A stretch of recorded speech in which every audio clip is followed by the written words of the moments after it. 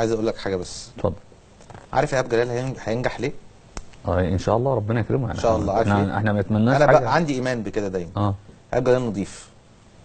ايهاب جلال مش بتاع عمولات.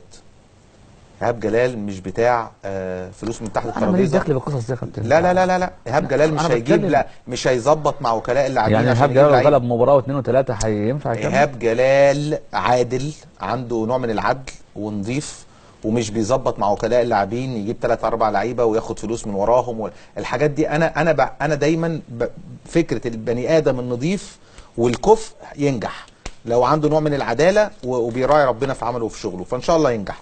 لكن انا اللي عايز اقوله لك يعني فكره زملكاوي اهلاوي.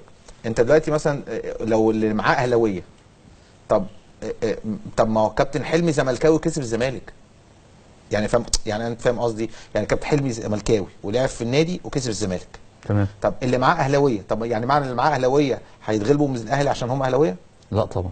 طيب هنا السؤال، اذا كان ابن النادي نفسه ما بيلعب قدام النادي بيكسب النادي اللي هو متربي فيه عشان عمله وشغله.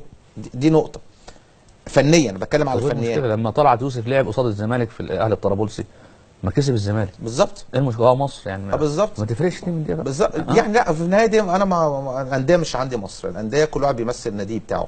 تمام. لكن اللي انا بنقطه فيه ايه؟ ان احنا عايزين نبعد المواضيع دي عن ده وده اهلاوي وده زملكاوي، لان المدربين اهلاويه بيلعبوا ضد الاهلي ومدربين زملكاويه بيلعبوا ضد الزمالك. تمام. ومدربين زملكاويه اكتر مدربين كسبوا الزمالك زملكاويه. يعني اكتر مدربين كسبوا الزمالك ولاد النادي. فيعني الوحيد اللي رفض يدرب اي نادي غير نادي الزمالك هو احمد رمزي.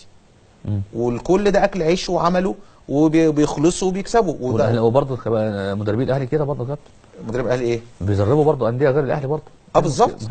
بالظبط في كتير يعني مدربين تانيين، يعني علي ماهر، وفي كان كابتن محمد عامر، كان مختار في حسام عرابي. حسام عرابي لسه متعادل مع الاهلي طنطا، ورغم كده اتغلبوا 4 ماتشات ورا بعض بعد كده. فاهم قصدي؟ فاللي انا بقوله يعني نسيب الراجل يشتغل، وان شاء الله ربنا يوفقه الفتره اللي جايه. ده اللي احنا بنتمناه.